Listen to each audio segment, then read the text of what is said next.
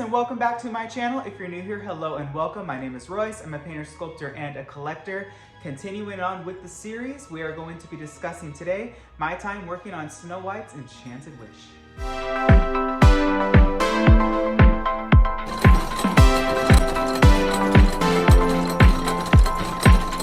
Alright, so to begin, I always was pretty terrified of this attraction as a child, so when I got the assignment to actually work on it, I was pretty ecstatic that they were turning the narrative a little bit more brighter and a little bit more happier, because this version was pretty terrifying, Snow White's Scary Adventures, and I remember being so afraid of the old hag. I actually was killed by her multiple times as a child in my dreams, so just needless to say, when I got the task to paint her, I was kind of scared and I was a little bit embarrassed to tell my leadership at the time, but I did, and there's a fun story at the end. But first and foremost, let's start out with this first scene.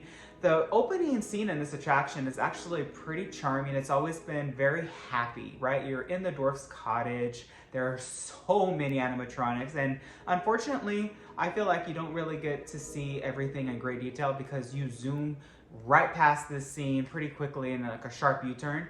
But I painted all of these birds. I remember when I remember it was like a Monday morning. I came in and there was a little bird that just flew on my desk. My paint lead at the time, just popped a little brown one on. He said repaint it from scratch, so I got the documentation and I painted him, and then he got installed and I was like, oh, that was fun, what next? And then I came back the next day and another bird came. So I was like, okay, this one's blue, so I'll paint this bird. And then, I finished that one got installed, and then I came back to work on the next day, and then another bird came in.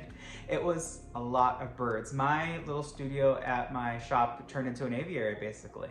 But it was really fun. These were sculpted by Blaine Gibson, so of course everyone knows at this point that he was my favorite Disney Imagineer, and it was just an honor. Moving along, so at the point where I worked on this attraction, Snow White was moving down from the staircase into her new spot where she's dancing. That is the same figure, but there are just a little bit slight modifications with an arm repositioning, and of course the skirt at the bottom. What do you think? How successful was that? I think Imagineering did what they could with the budget that they had during that time. Remember, this was COVID, not a lot of people were coming in. I do think that a new figure, Snow White, will probably be introduced in the next 10 years, but this still will do it for now. And then there's the dwarfs. So it's story time. One morning, I got assigned the hag, and I remember I looked at one of my colleagues and I said, oh, you're also going to Snow White. And then his said Dopey. So I was like, hi. Can we switch? And even he was like, what do you have? And he's like, oh, hag, no. So I think low-key we were both afraid to be alone at 3 a.m. with her. We decided to both work together, so we went and worked on Dopey. And Dopey was pretty fun. I gave him some new blush and kind of redid his eyebrows and his eyelashes, made him a little bit more expressive. And then obviously got to work on Grumpy's, I guess it's like a piano. And all these beautiful, intricate designs and details and sculptures that not a lot of people see. So these were just a pleasure to work on. I loved working on the dwarfs. Low-key, I always wanted their shoes. I think they're so cool. And then cruising on down the ride, you run into the witch with her staff, which I've never seen her with a staff before, but for some reason she has one here. And then you see the raven. I didn't actually touch those, but cruising along, this was a really neat addition, right? You finally see Dopey in the new version, and I think he is a fantastic version, kind of a miniaturized version of what was supposed to be in the Mine Train attraction at Disney World, but it's been repurposed and he fits perfectly there. And then you see so many amazing special effects, and of course you see Doc, and he's really neat holding up the ruby, moving it back and forth. That area needed that. It really, really did, and I feel like they utilized the space very, very well.